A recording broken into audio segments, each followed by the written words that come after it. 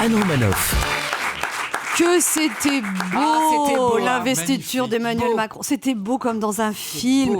Et pour un film made in France, il y avait du budget, mais à la française, donc avec des longueurs. Non, mais les commentateurs étaient dans un état. Il n'y a que dans les pubs pour des parfums que les gens ont l'air de connaître une extase pareille. Laurent Delahousse a déclaré qu'Emmanuel Macron était le protecteur de la nation. Le journaliste Éric Fotorino a vu en Emmanuel Macron un alliage. Pas le boys band. Hein. Il a dit les Assyries font des métaux spéciaux, il est d'un autre métal. Wow. Après Macron, protecteur de la nation, voici Macron, le forgeron. Ruth Elkrief était bouleversée. C'est le personnage Macron qui parle, sa jeunesse, son énergie, sa volonté de rendre les choses différentes. Dis donc, je me demande bien pour qui il a voté, Ruth Elkrief. Hein. Ah bah non, s'il y a bien une chose que le monde entier nous envie, c'est l'objectivité de nos journalistes. Non mais quand même, tout ce cirque, juste pour un pot de départ, ça va quoi. Enfin, non mais excusez-moi, c'est juste un collègue qui remplace un autre. Est-ce qu'on fait tous raffus quand une caissière prend la caisse d'une autre parce qu'elle a terminé sa journée? On n'organise pas des défilés de palettes et de caddies avec des chefs de rayon garde à vous.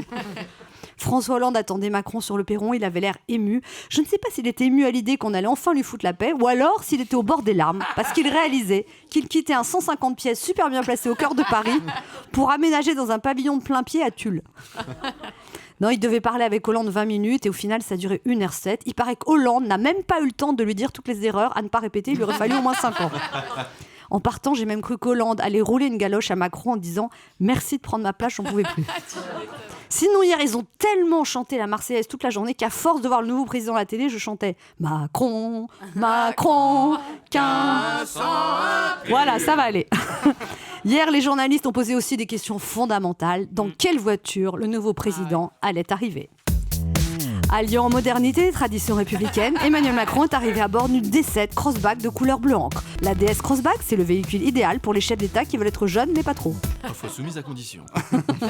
Ensuite, on s'est demandé combien coûtait son costume et il paraît qu'Emmanuel Macron portait un costume Blue Dark de chez Jonas et compagnie pour la modique somme de 450 €. Sur l'échelle de Fillon, c'est un caleçon. En tout cas, Emmanuel, il marche. Il marche seul dans les rues sans personne. Il a marché lentement pour rejoindre François Hollande. Il a marché pour arriver la flamme du soldat inconnu. Il a marché pour accompagner François Hollande. Un président qui marche, c'est rassurant quand on sort du quinquennat d'un président qui marchait pas trop. Alors François Hollande nous a quand même dit qu'il avait laissé le pays dans le meilleur état que celui dans lequel il l'a trouvé. Hein, là, c'est lui qui nous fait marcher. En général, c'est ce que tu racontes quand tu veux récupérer ta caution. En tout cas, hier, vraiment, c'était la fin d'une époque. Hein. Hier, un président a remonté les Champs-Élysées et il n'a pas plu. Le changement, c'est vraiment maintenant. Europe 1, midi 30, Anne Romanoff.